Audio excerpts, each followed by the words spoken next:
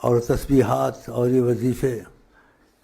سلسلے سے میں اجازت سب کو دے دیتا ہوں، کوئی عہد کرے نہ کرے، پڑھے تو اس کو دے دیں، لیکن جو عہد کرے گا کسی کارکن سے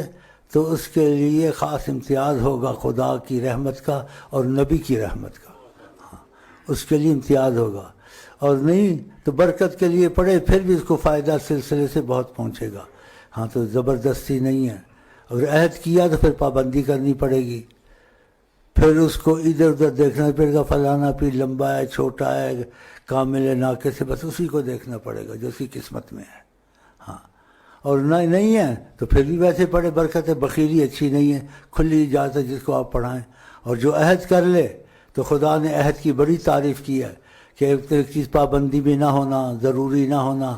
آپ محبت کے تقاضے سے اس کو اپنے پر عہد میں لے لیں، خود اپنے ارادے سے جبر سے نہیں، محبت سے، تو خدا نے کیا کہا وَمَنْ أَوْفَى بِمَا عَاهَدَ اللَّهَ عَلَيْهِ، جو کسی چیز کا عہد کر لے، اپنے ذمے لے لے، اپنی مرضی سے محبت سے لازم کر لے، فَسَوْفَ نُؤْتِيهِ أَجْرًا عَظِيمًا، ہم اس کو اجر عظیم بہت ہی رحمتوں سے نوازیں گے، تو یہ ان کی مرضی پر ہے جو ہے، تو بہت کارکن نے یہاں خدا نے توفیق دی ہے، ان کے کچھ عقیدے تھوڑے بن بھی گئے ہیں، لوگوں کو دیتے ہیں، تو ان سے یہ میں تعظیم کے لفظ استعمال نہیں کرنا چاہتا ہوں، کرتا تو ہوں چاہتا ہوں، لیکن وہ شاگرد ہیں، میں ان کے سامنے ایسے کروں یار میں نہیں کر سکتا، جس کو وظیفے دیں اس پر سختی نہ کریں، بولے اگر عہد تم نے کیا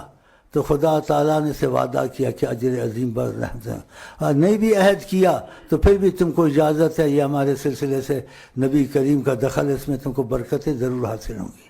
بعض ڈرتے ہیں عہد سے ہم نہ پڑھ سکیں تو اس سے ضرور کا عہد کا لا لیا، باقی ہو سکے کرے نہ کرے اس کی مرضی ہے، یہ قسمت کی بات ہے۔